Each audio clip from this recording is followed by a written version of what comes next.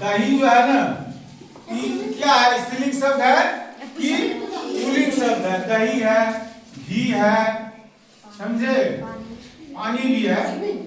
तो दही घी पर हम चलते हैं, पानी भी है पुल्लिंग, ये याद रखना। लेकिन दही घी पर चलते देखो नियम क्या होता है कि तत्सम और तद्भव शब्द हम जानते हैं, उत्पत्ति के आधार पर शब्द के कितने भेद होते हैं? 4 भेद होते हैं, तत्सम, तद्भव, देशज, विदेशज। तो तत्सम शब्द उसे कहते हैं जो संस्कृत से हिंदी में ज्यों के त्यों आए हैं, ज्यों के त्यों आए हैं। लेकिन तद्भव किसको कहते हैं? जो थोड़ा बदल कर आए हैं, जैसे अग्नि से आग, दधी से दही, समझ में आई? दधी से दही, घृत से घी, घृत से घी।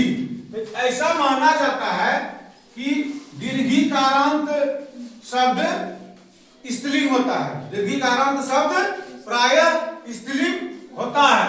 लेकिन जब दीर्घिकारांत शब्द दीर्घ ईकारांत शब्द तद्भव हो तो क्या होता है? वह पुल्लिंग हो जाता है, वह पुल्लिंग हो जाता है। तो दही किससे बना है? दधी से। किससे बना है? दधी से। दधी कौन शब्द है? तत्सम। क्या है? तत्सम। ई क्या है? तद्भव। तद्भव मतलब उसके जैसा ही भाव प्रकट जो करता है। तत्सम मतलब जैसा का तैसा, जैसा का तैसा।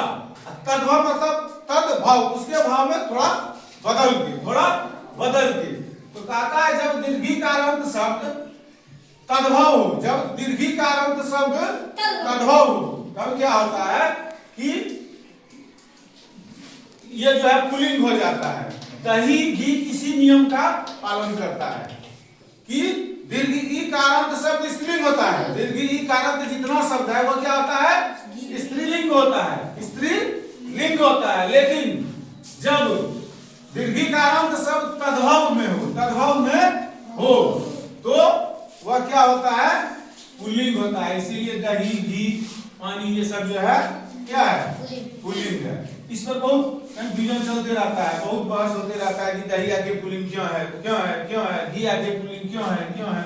तो हम लोग पढ़े थे बच्चा में, हम पढ़े थे, अभी व्याकरण में पता नहीं है कि नहीं, मिलता नहीं है, देखे नहीं है। लेकिन हम लोग को पढ़ाए थे हमारे गुरुजी की दही जो है ना, दीर्घिकारांत शब्द स्त्रीलिंग होते हैं, परंतु यदि वो तद्भव हो तो वो नहीं होते हैं, वो प्रायः पुल्लिंग होते हैं।